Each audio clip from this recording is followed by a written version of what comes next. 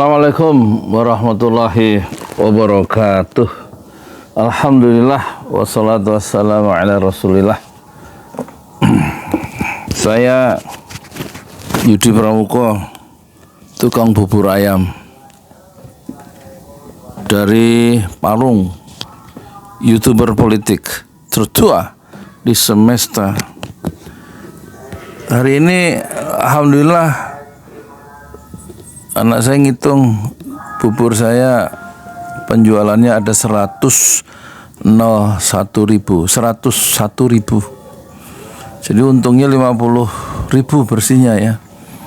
Kalau menurut World Bank, Bank Dunia, saya masih termasuk miskin karena kan ukuran orang miskin kata Bank Dunia ini untuk seluruh dunia itu kalau orang itu punya penghasilan bersih 3 dolar ya, 3 dolar itu ya saya kata 50.000. Tapi yang makan bubur saya semuanya bayar. Enggak, juga ada yang enggak bayar ya. Kan kita konsepnya itu ada sedekah di situ. 5.000 tetap kita layani seperti 10.000 ya, apalagi orang deket-deket di sini porsi 10.000 diskon 50% ya. Jadi tapi semua bayar kecuali yang bikin masjid ada 2 kalau makan nggak bayar. Tapi yang lain rata-rata umumnya bayar. Semua harus bayar di dunia ini. Kita bahas ini ya, bayar demokrasi kita ya. Jadi di video yang lain itu yang band Sukatani yang cuma 2 orang. Band kok cuma 2 orang. Itu aja masalah tuh Sukatani. Itu sudah bikin klarifikasi pengumuman ya di media sosial. Dia minta itu supaya dari semua platform nggak ada lagi karya dia diedarkan, yaitu yang bayar itu. Aneh, berarti dia mendapat ya tekanan ya, mesti dapat satu teguran dari kekuasaan ya. Nggak mungkin orang punya karya itu terus diminta dicabut lagi. Sebenarnya itu kan bukan ujaran kebencian juga, nggak ada yang namanya disebut ya. Tapi itu merefleksikan keadaan polisi kita. Sebentar, hujan.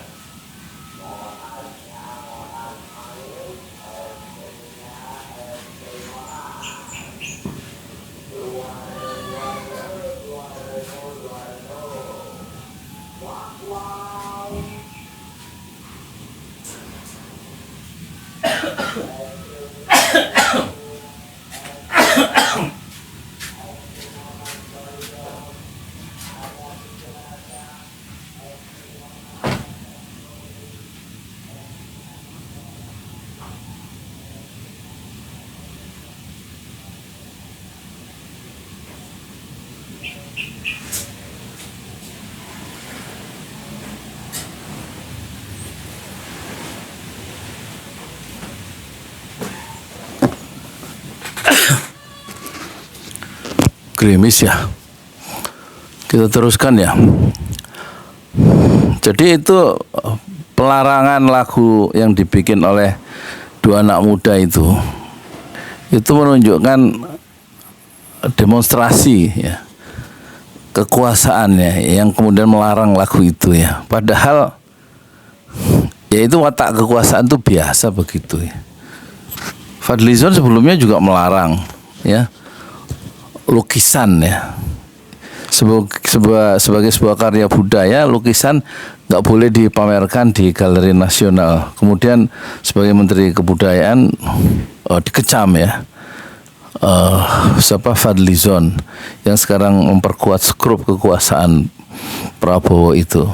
Ini ciri khas kekuasaan biasanya itu anti kritik ya.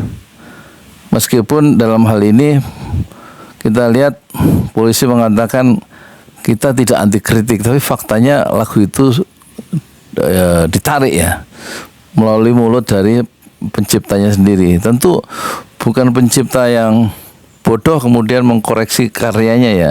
Mesti ada interaksi-interaksi politis yang membuat dia itu semacam mengambil keputusan ya lebih baik karya ini ditarik daripada nanti saya ada apa-apa begitu ya. Ini sebenarnya bukan hal yang baru ya. Zaman Jokowi banyak juga karya-karya yang dilarang. Di awal pemerintahan Jokowi ada Jokowi Undercover, ada buku dilarang. Dan penulisnya Bambang Tri itu di penjara ya melalui proses pengadilan karena isi buku itu. Dan kemudian setelah dia keluar dari penjara, dia menyiapkan buku yang kedua, itu Jakarta Undercover. Jokowi Undercover kok Jakarta Undercover ya. Itu kemudian nasibnya juga tidak jelas, tapi yang jelas Bambang Tri itu kemudian tidak kuat ya menghadapi tembok kekuasaan dan dia harus masuk penjara dengan cara yang lain ya. Bersama Gus Nur yang juga mengkritik kekuasaan itu sama, akhirnya masuk penjara dan ketika penguasa berganti itu tidak dilepaskan ya, tetap di dalam penjara.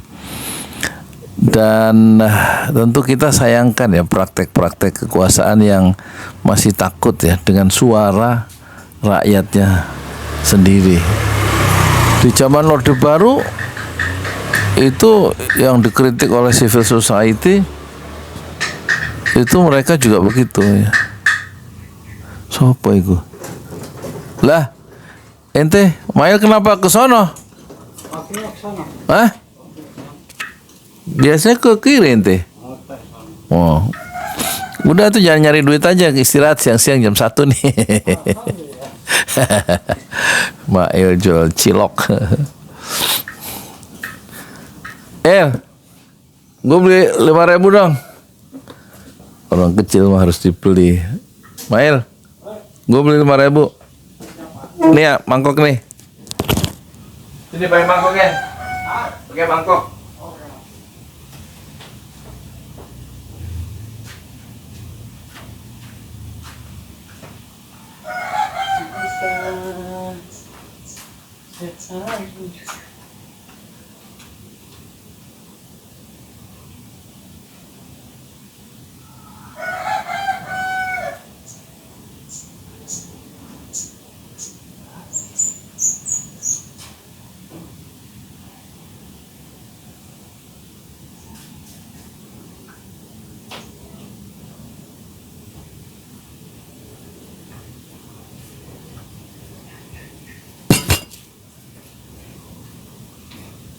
Tos boleh.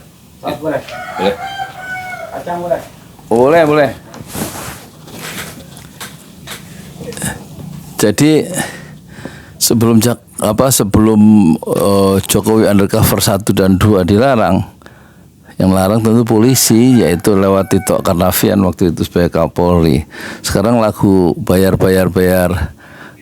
polisi karya anak muda ya itu dilarang juga kira-kira gitu. Ya kalau pengarangnya minta supaya ditarik berarti kan secara nggak langsung kekuasaan melarang lagu itu yang menohok ya, meskipun nggak ada ujaran kebencian kalau kita lihat syairnya. Coba perhatikan yang tadi itu, dia secara general aja memang ada oknum-oknum seperti itu, tidak semua, tapi itu kemudian polisi merasa terganggu. Terima kasih. Panas sih, Rek. Zaman kekuasaan Orde Baru, kritik-kritik itu juga dihadapi dengan pelarangan ya. Kemudian dicabutlah surat izin terbit dari majalah Tempo, majalah Editor dan tabloid Detiknya Eros Jarot ya. Ya kan? Dilarang, dicabut. Nggak boleh beredar, nggak izinnya dicabut oleh Menteri Penerangan Harmoko waktu itu kalau nggak salah. Duh panas sih, Bismillahirrahmanirrahim. Tapi sebelumnya karya Pramudia Anantatur juga dilarang. Yang di 4 tetralogi yang karya besar yang dia menjadi kandidat ya peraih hadiah Nobel dunia itu, Pramudia, karya dari Pulau Buru tempat dia diasingkan beberapa tahun, ada 10 tahun itu dilarang ya, yaitu Bumi Manusia yang sudah diterjemahkan menjadi apa itu, This Earth of Mankind kalau nggak salah. Terus Jejak Langkah, Rumah Kaca, dan Anak Semua Bangsa itu dilarang. Ya, karya hanya jadi penguasa takut dengan karya. Padahal karyanya ya bagus. Saya sudah baca 4-4-nya itu.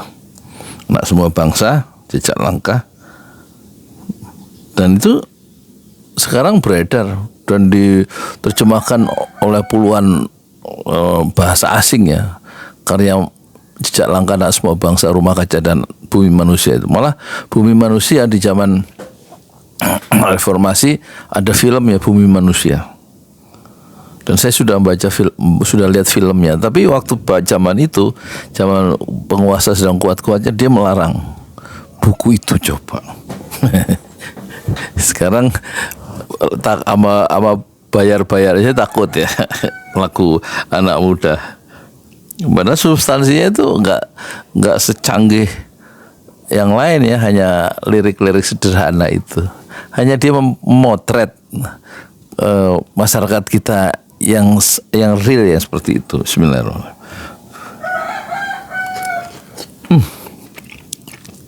Enak ciloknya.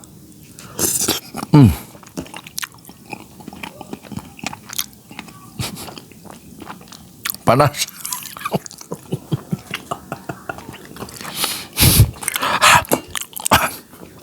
Panas ya.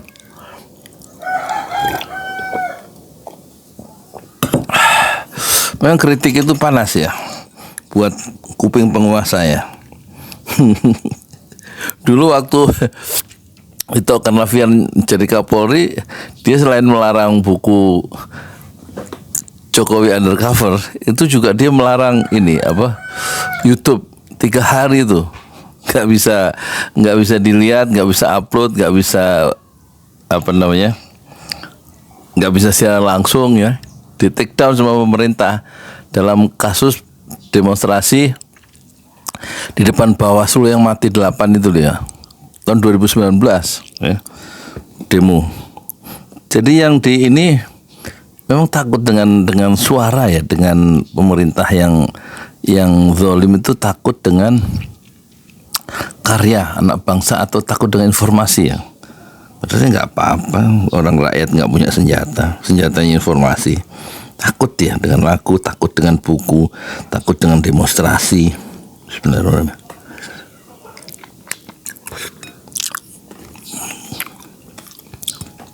ya kan, itu zaman Jokowi, YouTube di take down, nggak bisa siaran, kita nggak bisa upload, nggak bisa lihat siaran langsung. Jadi demo-demo itu di stop peredarannya selama 3 hari. Saya ngalami, saya mau upload nggak bisa.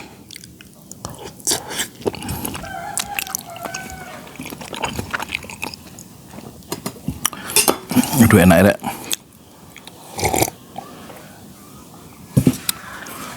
Terus malah zaman Prabowo, perbedaan pendapat itu, kritik terhadap penguasa itu bukan hanya dihalangi, dilenyapkan ya, diculik orangnya oleh Prabowo dan timnya 9.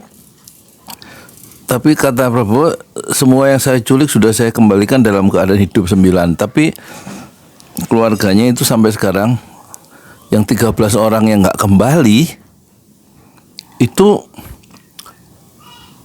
sampai sekarang minta kalau memang yang diculik itu sudah kembali, tunjukkan anggota keluarga saya yang 13 orang itu di mana makamnya. Yang sudah kembali dalam keadaan hidup ya kembali keluarganya. Yang masih 13 ini kemana sampai sekarang kerangkanya, makamnya itu. Tunjukkan supaya kita bisa berziarah ke makam anggota keluarga kita itu. Dan Prabowo dituduh bersalah dalam proses kasus penculikan tahun 97 atau 98 ini ya. Ya, dituduh karena dia waktu itu kan punya mertua seorang penguasa yang hebat yaitu Soeharto. Dan Prabowo saat itu Pangkostrat kalau tidak salah melenyapkan sejumlah aktivis itu diculik karena mereka itu mengkritik penguasa. Dan sampai sekarang itulah persoalan yang tersisa dari Prabowo. Orang masih bertanya, terutama pertemuan kemisan yang setiap hari Kamis di depan istana itu sudah mencapai ke pertemuan ke-800 sekian tiap minggu, tiap Kamis. Di mana 13 orang yang hilang itu? Yang 9 udah kembali, yang 13 nggak ada rimbanya, nggak ada pusaranya, nggak ada tulangnya, nggak ada.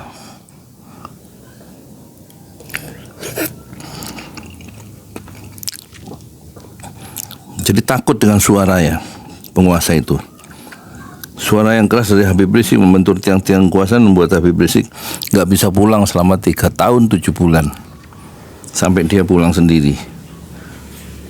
Iya kan?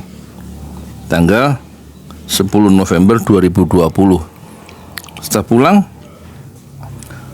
ya tanggal 7 Desember sebelum ada sebulan itu 6 santrinya dibunuh ya. Setelah Habib Rizik dikejar-kejar dalam upaya pembunuhan, dihalang-halangi oleh Laskar Front Pembela Islam. 6 orang dibunuh, insyaallah menjadi syuhada ya. Dan kemudian tanggal 30 Desember ya kan, 1 bulan kemudian alat perjuangan Habib Rizik Syihab itu di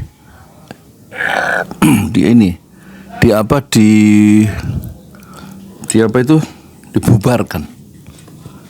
Takut memang penguasa itu ya. Dan kemudian kalau nggak salah bulan apa itu dibubarkan.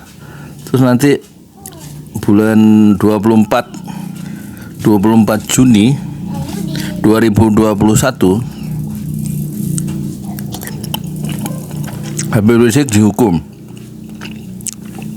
karena alasan membuat kerumunan di Petamburan ya, dalam bikin acara keagamaan dan juga nikahkan anaknya.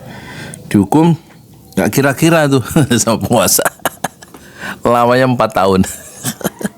Hanya bikin kerumunan dan informasi kesehatan ya. Sementara penguasa bikin kerumunan, bagi-bagi kaos gitu misalnya, kemudian berkerumun, nggak dia apa-apain.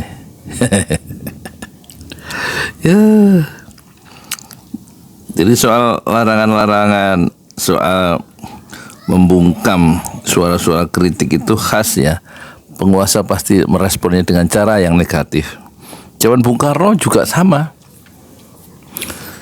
Setelah Muhammad Hatta, bekas wakil presiden, dia pernah mengundurkan diri wakil presiden Muhammad Hatta tahun 56 ya, tanggal 1 Desember. Terus kemudian dia satu saat mengkritik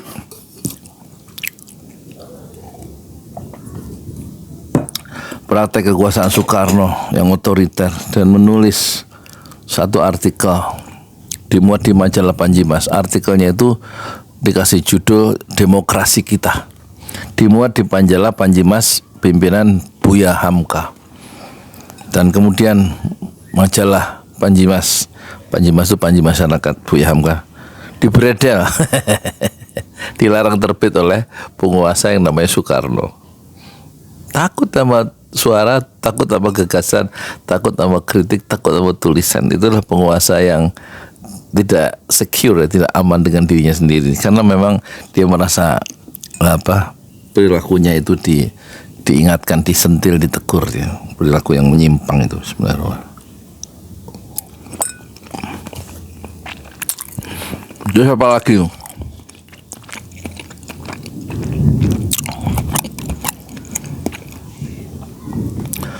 Zaman siapa itu? Munir juga begitu. Dibunuh di atas pesawat terbang menuju Belanda kan. Aktivis HAM Munir. Karena dia mengkritik penguasa ya. Ya itulah ya. Jadi harus dilihat Sukatani yang judulnya Bayar-Bayar tadi, lagu dari Sukatani, itu harus diletakkan dalam konteks ya kekuasaan yang anti kritik sebenarnya. Meskipun secara terbuka mereka menyatakan saya tidak anti kritik, tapi kita melihat apa yang dilakukan, apa yang terjadi, bukan apa yang dikatakan. Kita mungkin bisa bicara tentang mendengar ucapan Jokowi macam-macam itu, statement-statementnya, tapi kita melihat apa yang dilakukan Jokowi tidak sesuai dengan apa yang diucapkan. Nah, kita lebih melihat kenyataan, bukan yang apa yang diucapkan, tapi apa yang dilakukan dengan keputusan politik itu. Dan kita lihat zamannya Bung Karno berkuasa, itu media juga dibredel. Selain Panji Masyarakat yang memuat demokrasi kita, itu tulisan dari Muhammad Hatta, tapi juga Indonesia Raya ya, koran pimpinan Muchtar Lubis. Di penjara pimpinan Muchtar Lubis itu selama 10 tahun dari 56 sampai 66. Oleh siapa? Oleh rejim Soekarno. Takut ya penguasa itu oleh kritik ya. Baik Soekarno, Soeharto, kemudian yang Jokowi, dan kita lihat tanda-tandanya ada di zaman rejim awal dari Prabowo dengan pelarangan lukisan oleh Fadlizon, dan sekarang pelarangan lagu dari Sukatani Band ya. Dan nanti kita lihat nih, berapa orang selama rejim Prabowo itu orang dimasukkan penjara. Kalau di zaman Jokowi banyak yang masuk penjara, yang mengkritik seperti Anton Permana, Ruslan Buton, Jumhur Hidayat, Habib Rizik, Habib Bahar, kemudian siapa lagi tuh, Gus Nur, Bambang Tri, dan yang dibunuh di luar hukum selain 6 anak santri tadi menurut Kontras ada 50 orang yang mati dengan cara yang di luar proses-proses hukum, dibunuh ya dengan cara yang keji oleh aparat pemerintahan menurut Kontras ya. Itu memang satu perilaku kekuasaan, kalau nggak ditegur, kalau nggak diingatkan, bisa berbahaya untuk jutaan orang.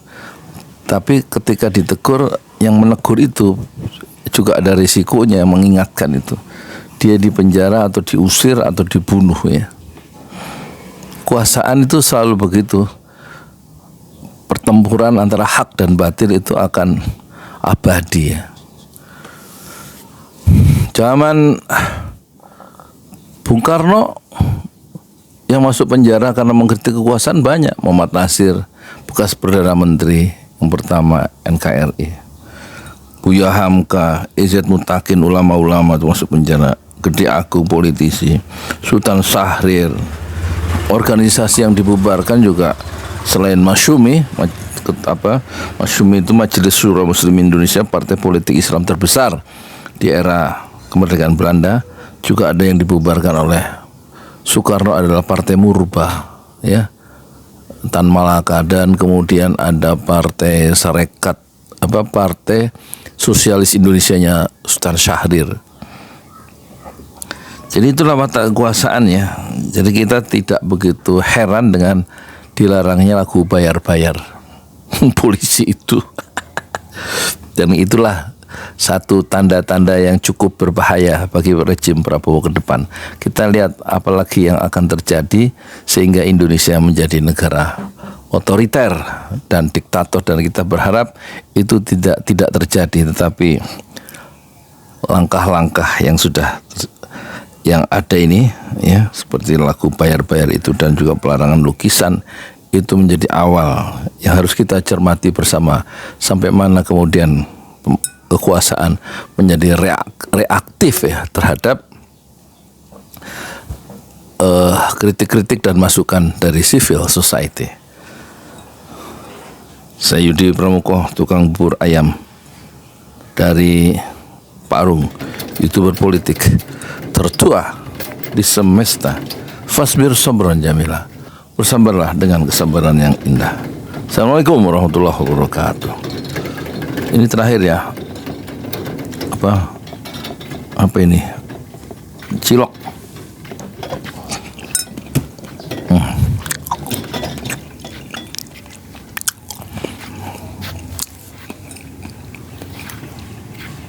Bumbunya kacang enak ya. Assalamualaikum warahmatullahi wabarakatuh. Saya Yudi Pramuko, tukang bubur ayam dari Parung. Ini saya jual bubur ayam. Ada di komplek Gria Branwir ya, menuju Setu sana. Belum, udah pulang.